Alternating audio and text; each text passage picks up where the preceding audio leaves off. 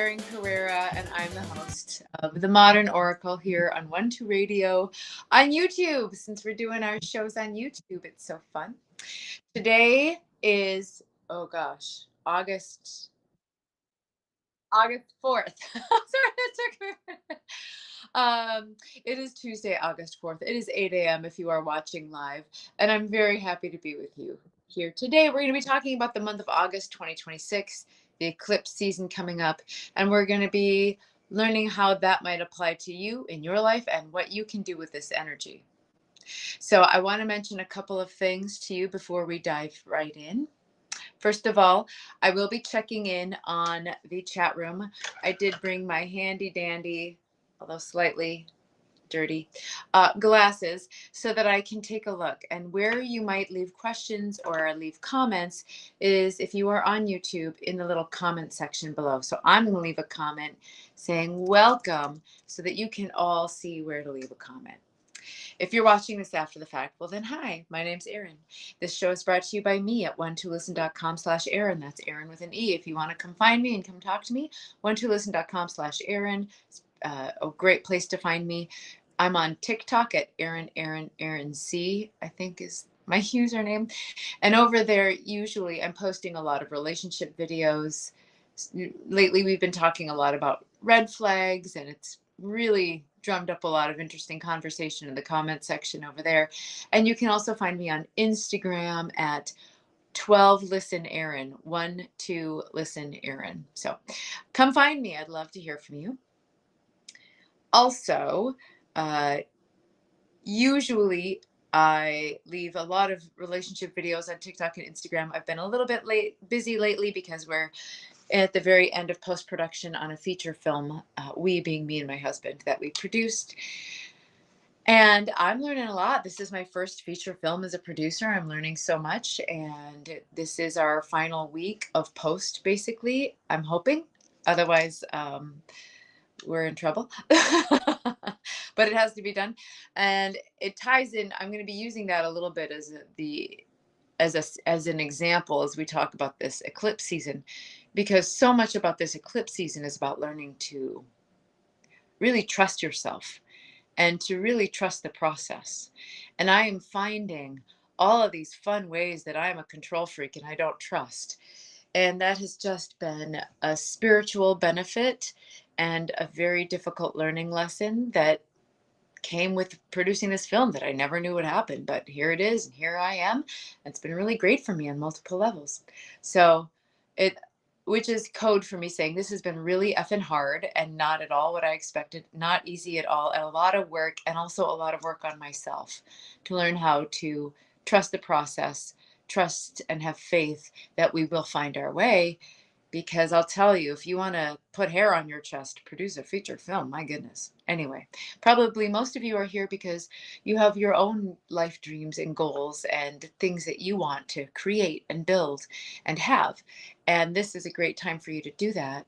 But with achieving a dream, or even just going for a dream, whether or not you achieve it, comes so much growth. And this is a lot of what we talked about last week when we were talking about health and wellness. And this is going to be a lot about August. Who are you? How do you see yourself? And do you really, truly live and breathe the self you want to become, right? There's a little bit of wisdom in that fake it till you make it, but it's not about faking it till you make it. It's about stepping into the person you wish to become, right? All right. So I'm just checking in on our little chat room. Great. I don't see anybody there, but I will, if you want to come ask questions about how this eclipse season will apply to you, let's talk.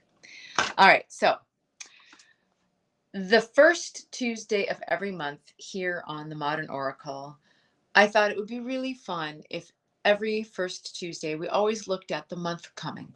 What is the energy that's going to be happening this month? How do we apply that to our lives? How do we plan? I am certainly an advocate for living in the moment and being present, but we also must remember that there's value in putting together a retirement plan. So I hear. There is a season for everything, including a planting season. Well, now, August, at least where I'm from, I'm originally from Minnesota, and I am from farmland, Minnesota, right? I grew up in a small town surrounded by rural Minnesota. Farms, farms, farms, farms, farms and fields, prairies, farms. So August is generally getting toward harvesting, right? This is when we reap what we have sown. Usually August is still a part of the growth season, although there's some things that are really being harvested at this time. But in general, we think of August as a time to be harvesting more than planting seeds. But I think this month we're going to be wanting to not judge, but assess, right? Assess. We're going to want to assess if what we've been planting is really growing in the direction we want it to grow in. And are we reaping the benefits of what we have sown? Or do we need to adjust? This is going to be a big part of this month. So there's two stories unfolding basically this month. One is August 12th. There's going to be a total solar eclipse in Leo. So let's talk first about that. August 12th, although the energy will be leading up to it and after it. It's not like it's one moment and these few minutes of the day are the exact portal. Yes, that's the portal, but that's not like that's the only time this energy is going to affect you. It's going to affect you leading up and after, right? So Leo asks, among many things, Leo asks. I know we always think of Leo as just, full of bravado and performance and confidence, and we think Madonna, we think J-Lo, right? Sean Penn. These are famous Leos. Jennifer Lawrence, I think. But Leo is also about father issues, and Leo is really, it's not just who gets the applause, but it's also who are you when no one is watching, and who validates you. Do you need others to validate you? Do you validate yourself? How do you get your validation? Who gets chosen, right? Who gets the thing? Who gets the boyfriend? Who gets the promotion? Who gets the applause? Who gets the likes? But all of that stuff, underneath all of that, the reason all of that is important in Leo energy, wherever that may be in your chart, wherever this hits you at this time of the year, it really gets to underneath all that, who are you? Right? Where does your sense of self come from? How you see yourself, your self-vision. So in this energy, which is about creativity, courage, self-expression, definitely there's questions of leadership, the energy of leadership, the energy of being seen. A lot of people, myself included, feel that this eclipse, August 12th, is going to be a lot around self-identity, right? Visibility and how that visibility affects your dreams in life, but those dreams as they really pertain to who you are underneath all those dreams, right? So this is about living from a sense of genuine self, genuine expression, genuine creativity, rather than performance. Now, I'm a performer, right? I'm a singer, I'm an actor, I'm a performer in addition to working at One Two Listen. And I don't think performance is a bad thing. But the best actors, the best performers, in my opinion, it's coming from them, channeling through them, as opposed to something they're putting on, right? Like we can sometimes, like, if you think of, have you ever seen that movie, Waiting for Guffman? It is a brilliant mockumentary about a small town community theater. And it really pokes fun at community theater, but lovingly so. Now, community theater, I'm sure, has changed in this day and age. I don't know because I haven't gone to see any in a long time. But I have friends in my hometown who do a ton of theater.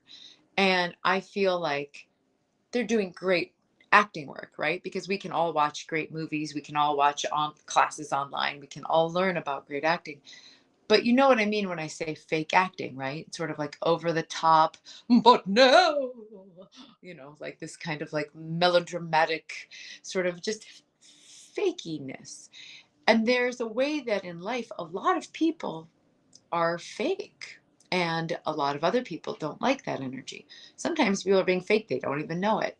It's not just about like acting in theater, right? It's in life. It's in life.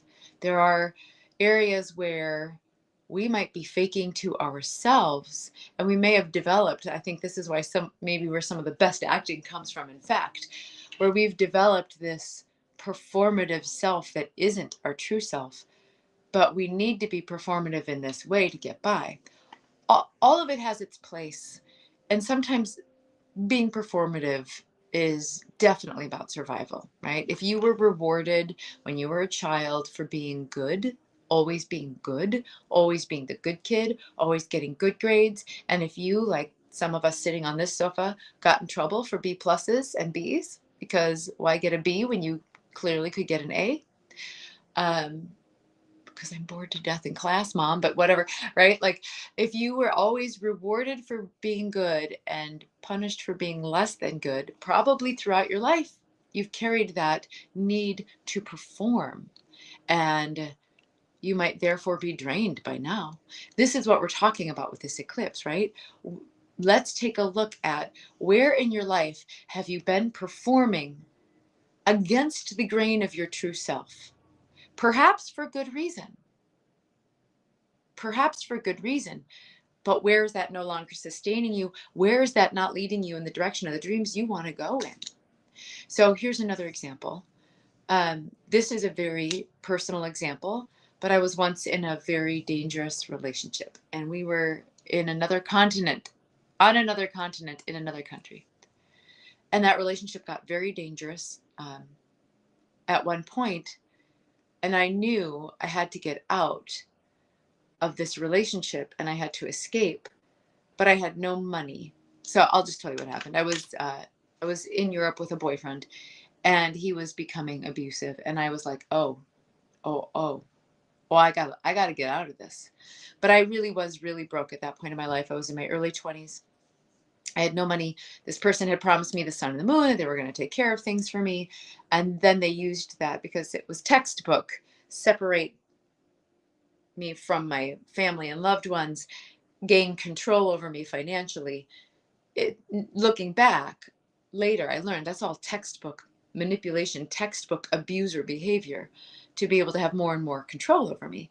But I knew in this moment, when I was with him there, that I was in trouble. But I didn't have money. And I didn't want to call my dad to come rescue me, because I honestly, very honestly, I didn't know if the story was over or not. I didn't know if I would go right back to him. And I didn't want my dad to, like, you know, uh, pay all this money to get on a plane, to come find me, to come rescue me, for me to then later, 3 months later, get talked back into the relationship. I know that sounds crazy, but I had awareness enough to know I was caught in the loop, and awareness enough to know I had to get out, and awareness enough to know I didn't want to give my dad a heart attack, and then awareness enough to know that I might not be done with the loop. And yet I had to stay in Europe. We had plans to be there another 3 weeks before we would come back to the United States. And for some reason in my mind, I thought, okay, if I can just make it through these 3 weeks, then I can be free when I get home. I can be free when I get home. And maybe looking back, some of this was me also being dramatic, which endangering myself through drama. But anyone who's ever been in an abusive relationship might be able to tell you, and gotten out might be able to tell you, it's just not so easy all of the time. There are survival reasons, financial reasons, and then there's the emotional conditioning you've gone through, right? It's a similar to the way people are in cults. People who've never been in a cult, or don't know they're in a cult, might scoff at people who are in a cult. And especially because we think of only the big bad ones, right? You think of Jim Jones in Guyana, and you think of Waco, where it looks obvious from the outside what's happening. But even if we're talking about sort of like smaller or culturally acceptable cults, which is a topic for another discussion time, for another day, people are getting things out of this. They're getting community, a sense of belonging, a sense of being wanted, a sense of being validated, being needed, being chosen, right? And so it's not like they're there just because they're weak. They're having certain emotional, psychological, neurological, chemical, biochemical, hormonal needs being met. So getting back to what's happening August 12th and being a performer, I did it. I gave an Oscar award winning performance. You can just call me Erin Meryl Streep, right? That time my last name was Muir. So Erin Meryl Streep Muir, because I was able to hide so much from somebody who was scrutinizing me at every moment, managing me at every moment.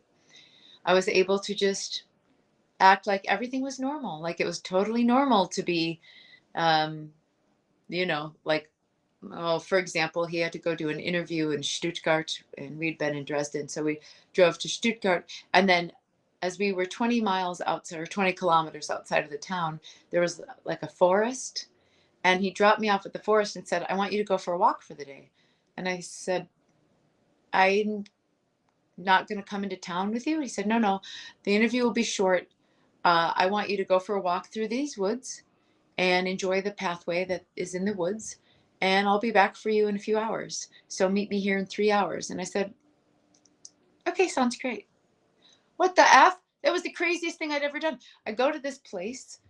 There is a little like a cantina where you can buy some things. I had no money with me and no phone. I didn't have anything with me. I was just alone walking along this path, and the path wasn't that long. It was not a 3-hour hike.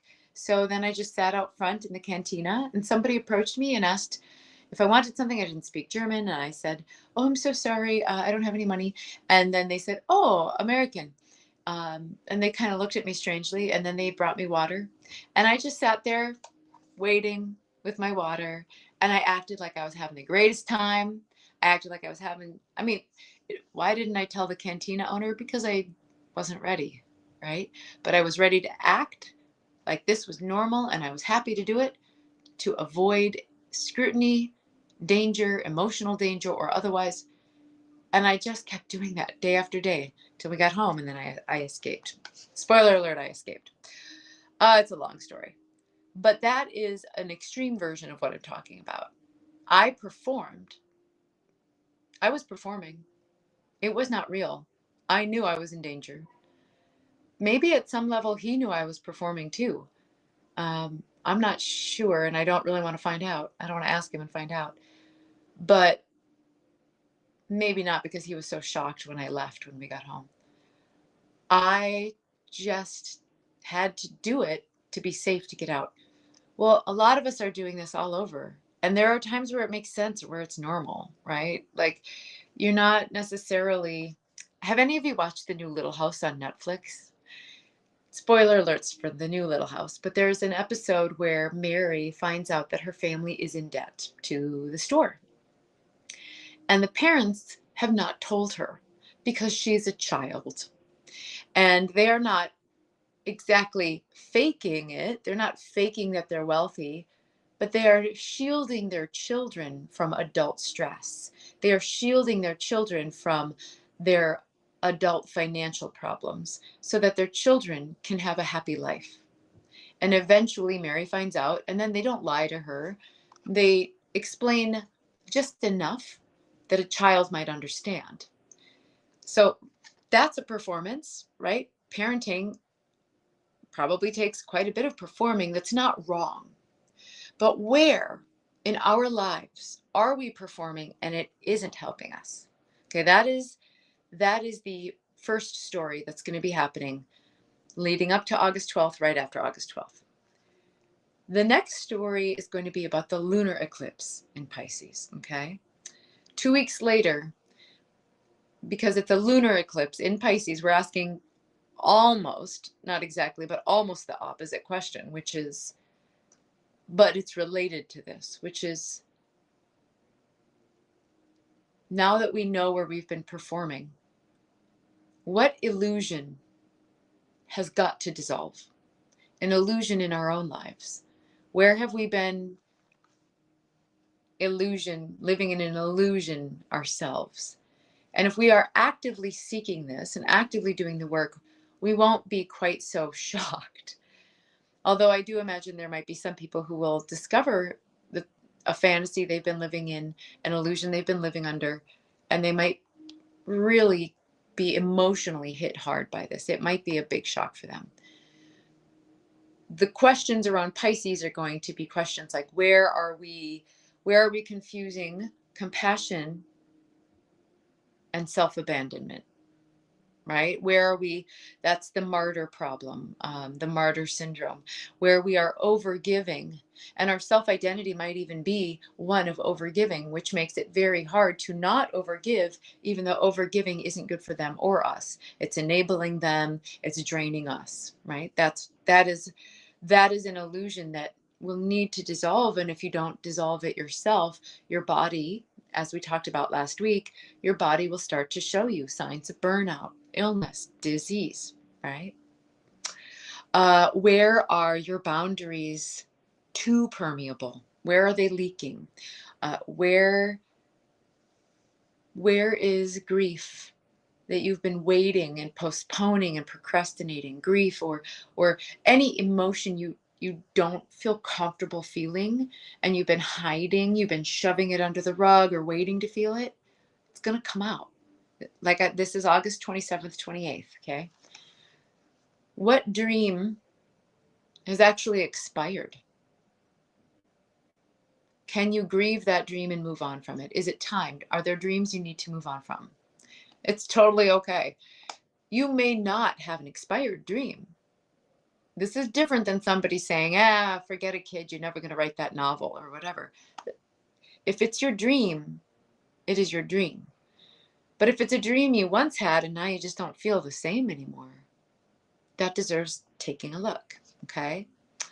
So lunar eclipses, often in the general conversation around them, are the culmination of release, and then they bring about an increased emotional awareness. That's why a lot of people feel emotionally vulnerable and raw.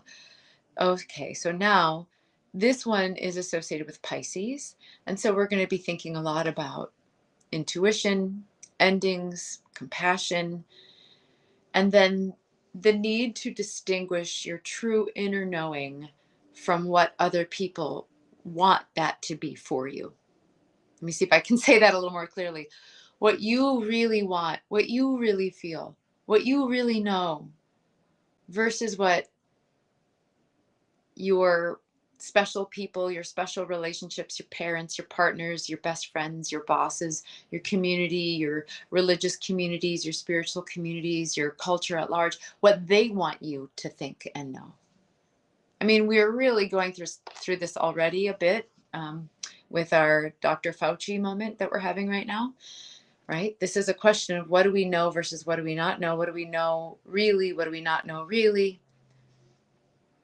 So how do we use these eclipses and this season for our benefit? Because some of this sounds kind of like emotionally heavy. I have to figure out where I'm performing and then figure out if I want to keep performing or not. I have to figure out like what's ending for me and let it go and just be letting it go. I have to be willing to stand up for what I believe in compared to what somebody else wants me to do. Isn't that kind of hard? Yeah, it is. Especially if you're used to living your life for other people. Especially if you're used to, and there are ways that makes sense, right? If you're a parent, there are ways that, of course, it's important that you live your life for your children. Not live your life for your children forever, but that you are shepherding these children through life and taking care of them and making sure their needs are met, because that's the deal. That's how it works. That's why hormonally we have oxytocin, right? So that we bond and make sure that they are getting through, but you can't forget yourself in that. So I don't believe that this is necessarily asking us to become different than who we are, or disconnected from community, or disconnected from these aspects of self-identity. It's just asking us, where is it getting in the way? And maybe for some people, where do we need more? Where do we need to be more giving? Not if you're an overgiver, okay? There's plenty of people watching this who are overgivers. That's not you. But there might be people watching who are takers, and they need to shift that self-identity a little, right? Now, again, I don't think that August is asking us, and in particular, I feel this is a very powerful eclipse season for women. Very powerful, especially the later one as we get into the time of Virgo, the time of harvest, the time of the coming into one's full bloom, right? I don't think that it's asking us to become stronger per se. I feel it's just asking us to really step into the power we already have, which is so deep and so strong. It's more asking us to stop giving power away. Stop giving our power away. And that, my friends, that is what we're talking about. Where are we giving away our power? I want us all to reclaim that power. That is the opportunity. Because for centuries, we've been taught to ask, do they like me? Am I enough? Am I too much? Should I make myself smaller? Should I be easier? Should I make this easier for them? I'm going to make this easier for them. Okay, I'm going to explain myself. I'm going to over-explain myself. I'm going to apologize unnecessarily. I'm going to do whatever I need to do to make everyone else be comfortable. I'm going to make everybody comfortable, right? That, my friends, is survival. We've been taught to do that. We've been indoctrinated to do that. We've been conditioned into doing that, and we do that because we're used to it, and because generally speaking we were taught that if we don't do that we won't survive. But that's no longer the case. That is no longer the case. That is not the divine feminine. That is not the truth of nature. That is a neurological pattern. That is a habit. That is a belief system that doesn't help people no more. Look, I know some people are like, belief system, belief system. I'm so tired of hearing about belief systems. Well, take a look. Take a look. Okay, because nature, of which we are all a part, nature is not asking for permission, right? The mosquitoes that bit up my legs the other day, they sure did not ask for permission, right? The trees and the seedlings, they just sprout and start growing. They're not asking for permission. Now, my parents planned each of us kids and gave birth to us, but they didn't ask me permission to give birth to me. I know, that's cheeky. How could they? Maybe there was a way, right? But they didn't ask permission to have kids. They didn't ask us permission to be born. They just had us. The mountains are not asking permission to be there. The oceans are not asking permission. Nature is not asking for permission. Okay? Now, she's also not performing. Sometimes, right, mating dances are a kind of performance. They're like the best actors. They're living real, having real feelings under not imaginary circumstances, but under highly specific circumstances, right? So nature, the divine feminine, not asking for permission, but working in community, working in congruently, all the different little children and flora and fauna of Mother Nature are all living symbiotically. And I feel like we could take a lot of cues from that. How do we live symbiotically and blossom, whether I'm the rose or the stinkweed? Be myself, be my true blossoming self here in this August, the time of blooming, without it needing to be unnatural to myself or harmful to myself. Certainly nature is not free of harm, but wherever we can protect ourselves, wherever we can better assert ourselves, this is the energy.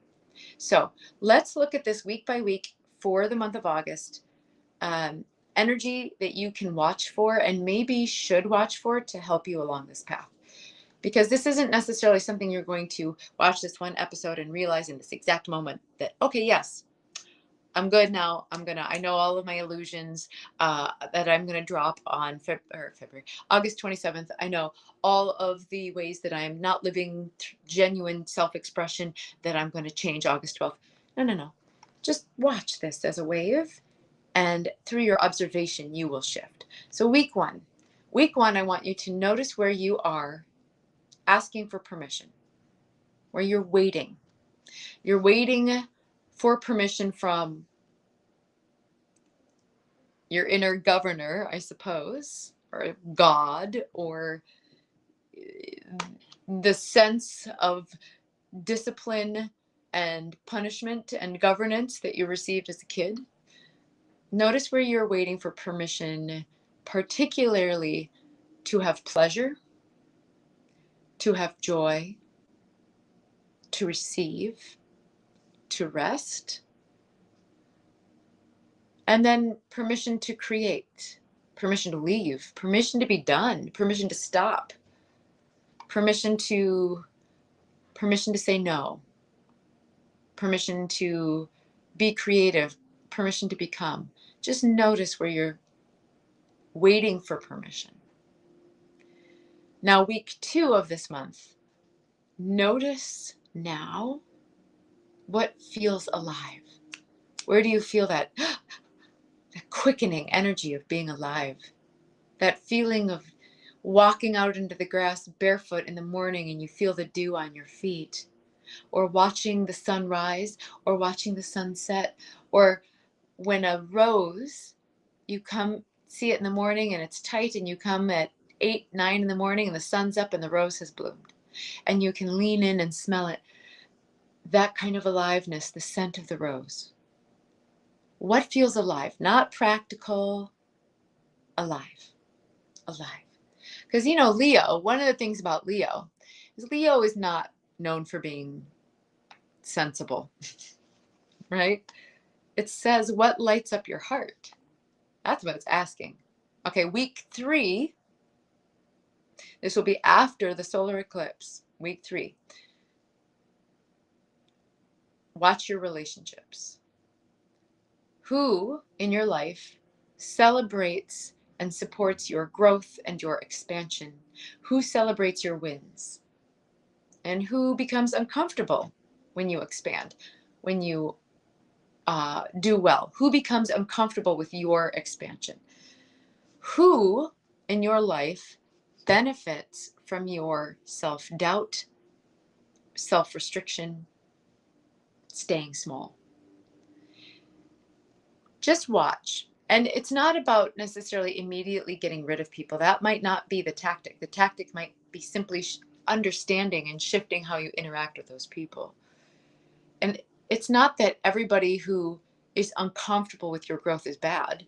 Trust me, as somebody who is a risk taker in my personal life, a lot of people are very uncomfortable with my comfort of risk. They're not bad. They just have a different comfort level with risk. I got a really high comfort level with risk. Less and less as the older I get, but still, right? Systems actually resist change, and there's value in that, right? Diamonds are formed from squeezing coal. Beautiful formations in the mountains come from the wind whipping against the mountains time and time again, the tectonic plates shifting underneath, creating these interesting formations. It's not that resistance or boundaries are bad, they're great. It's about us understanding the dynamics of the relationships that are either holding us back or we might be using to hold us back, and having compassion for them in return, and perhaps changing how we relate with them. Now, week 4. Week 4 is Pisces eclipse, lunar eclipse week. And that is asking, and this is what you should pay attention to, what emotional story has reached completion? And I'm talking about emotional stories I have no more time for, right? I have no use for things like, well, oh, I missed my chance, or I'm too old, or I have to do everything myself, or I have to do everything for everybody. No one is choosing me. No one will choose me. No one sees me. No one gets me. No one believes in me. I have to earn love. I have to work hard to deserve love. I have to be the good girl to deserve love. I have to perform in this way to deserve love. All of those stories, let them die. Let them die. Be done. Let them die. So, what I personally think this month is really about, a lot of people are talking about manifestation. That's great. That's cool. I love manifestation. But I think this August is about an aspect I think is so important, whether it's about manifestation or not. Because sometimes I wonder if the manifestation is really to bring what I'm about to say. I think it's about embodiment, right? When I ask people who call me over on one2listen.com/Erin, Erin with E, people are manifesting a job or money or a relationship or weight loss or whatever this is for them. When we ask you why, what will having that thing give you? It's so helpful to know, because sometimes when people are manifesting, they think they have to manifest something specific. For example, people get hung up on a very specific person in an unrequited love relationship, and they think it has to be this person or else, or nothing else. I'm not saying that we aren't sometimes in love with one person, but I am saying if we are in an unrequited love relationship for a long time with somebody who doesn't love us back, after a while, it really isn't about love anymore. Because if it were just about getting into a love relationship that would fulfill us, we can get into love relationships with other people. We can. It might be about something else. If you want to publish a best-selling novel, write the great American novel, which I think that's kind of an old thing these days, not as many people want to do that. Let's say you want to become a great influencer, a very famous YouTuber. That I think that's way more 2026. You want to become a huge famous influencer. Why? Because you love creativity, you love creating fun skits, you love creating fun content, the love of the game. Great. Go for it. If it's to become rich and famous, I'm not saying don't go for it. I'm just saying, what is it you think being rich will give you? Because if it's about financial safety or security, I don't know that being an influencer, I mean, you might as well say, I'm going to go be a pro NFL player, because the odds are going to be similar, right? Maybe it's slightly better to become an influencer, but if the game is financial security, there might be other ways to get that. Now, if you love being a content creator, I hate that term. That's so unartistic. That's just so like cold and cement-like, isn't it? If you love being an artist on social media for influential financial and eyeball gain, if that's joy to you, great. I'm just saying, whatever it is you think it'll give you, that is, I think, the more important question, because then you can begin to embody that, start giving yourself that already. And then you'll just attract these things more easily, speaking of manifestation. Because with embodiment, it's not that you manifest your dreams or manifest your highest self, you become it. You live it. You're living it. You're living it already. And you're then living it one decision, one boundary, one conversation, one smile at a time. So every morning this month, now that you know what to look for, the four weeks, in general, if I'm going to leave you with one thing to walk away with today, every morning, I recommend this question. What would the most self-trusting, embodied version of me do today? Then do that thing. Just one thing a day. Just one, right? What would, I mean, if you do that one thing and then it's only like 7, what time is it? 8:40 something.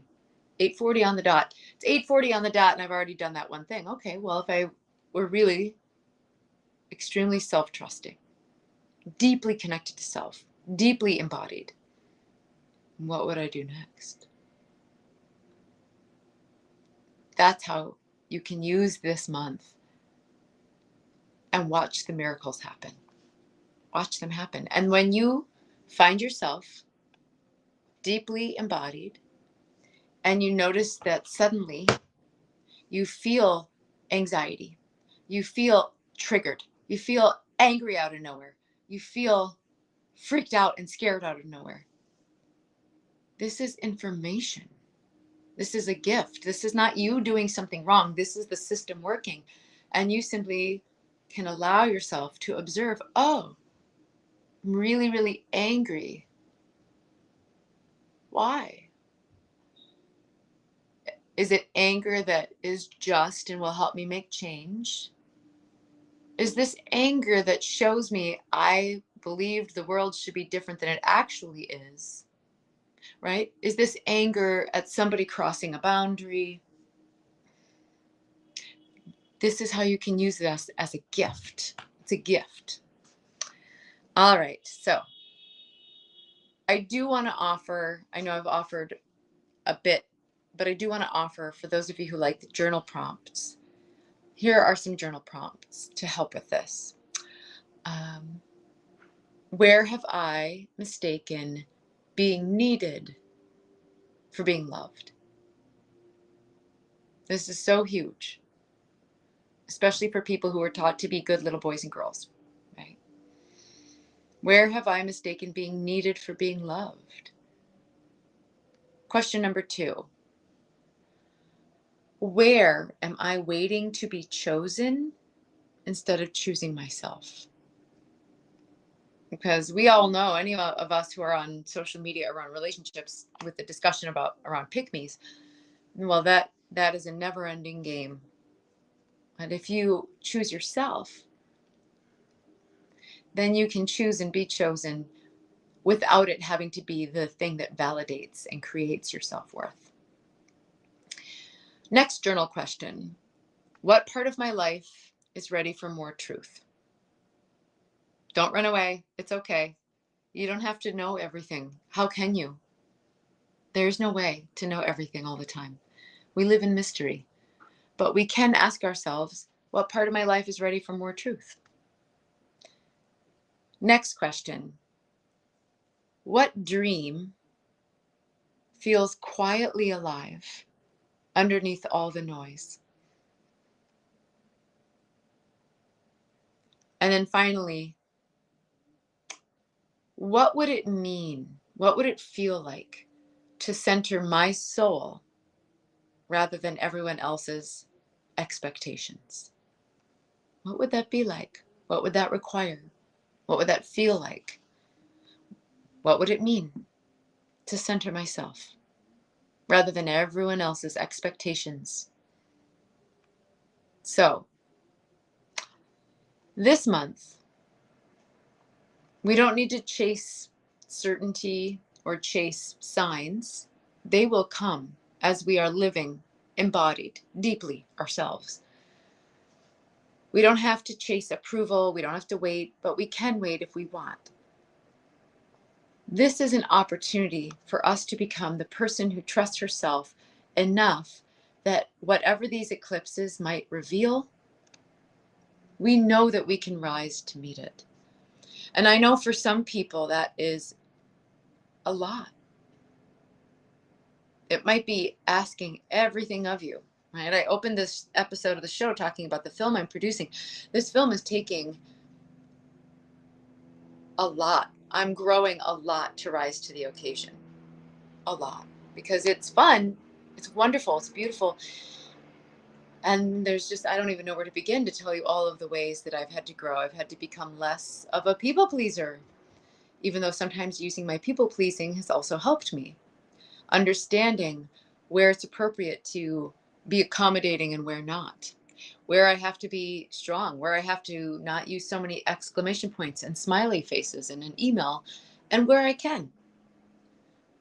How to be, I'm going to swear, so if you have kids around, 5, 4, 3, 2, how to be the badass bitch I enjoy being versus when not to be, right? when to be the really sweet, good girl I also enjoy being. Do I enjoy being her? I do, but only in the appropriate circumstance. So to me, this month is going to reveal things, and no matter what it reveals, we know we can meet it, because it is never really about controlling the future. It is about becoming someone who can dance with it, right? Becoming the version of ourselves who can truly dance with the future, dance with the moment now. That's what we are creating when we are living in our embodied selves. All right, I see there is a comment I just want to respond to in the chat area. Vera asks, can I repeat journal question number 2, please? Absolutely. Journal question number 2. Where am I waiting to be chosen instead of choosing myself? This is a great question, actually. Where am I? Because it's also in line with where am I waiting for permission? Where am I waiting to be chosen, waiting for permission? The reason this is valuable is because this can liberate us from waiting for Godot, right? Waiting for Guffman. I guess there's a reason I brought up waiting for Guffman earlier in this episode. All right, friends. We have come to the end of this week's episode of The Modern Oracle with me, your host, Erin Carrera, on 12 Radio, on YouTube, coming at you live from my sofa with my painting behind. Well, it's not my painting. That's the wonderful Saint Victor. Someday I'll show you guys, or maybe I'll ask Serena at some point to create some artwork with that so we can put that as a placeholder or something. But you can look it up. It's called Love by Saint Victor. It's wonderful. I will see you over at one2listen.com/Erin. That's Erin with an E. And until next week, bye-bye.